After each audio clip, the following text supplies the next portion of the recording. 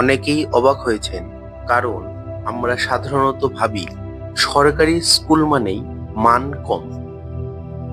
কিন্তু এই সিদ্ধান্তের মাধ্যমে একটি শক্ত বার্তা দিয়েছেন, সরকারি ব্যবস্থার উপর বিশ্বাস রাখতে হবে, পরিবর্তন চাইলে নিজেকে উদাহরণ হতে হবে। সম্প্রতি সোশ্যাল মিডিয়ায় ভাইরাল হয়েছে এমনই একটি খবর। মধ্যপ্রদেশের চিত্রকূট জেলার শাসক পুলকিত গর্গ, আইএএস অফিসার, তার সন্তানকে অঙ্গনারী কেন্দ্রে ভর্তি করিয়েছে। অঙ্গনারী স্কুল শুধু পড়াশোনা শেখায় না, শেখায় শেয়ার করা, শেখায় মাটির গন্ধ, শেখায় একসাথে বড় হওয়া। একজন আইএএস অফিসারের এই সিদ্ধান্ত আমাদের ভাবতে বাধ্য করে, আমরা কি শুধুই নামি স্কুলের পেছনে ছুটি? সমাজ বদলাতে হলে উঁচু পদ নয়, উঁচু মানসিকতা দরকার।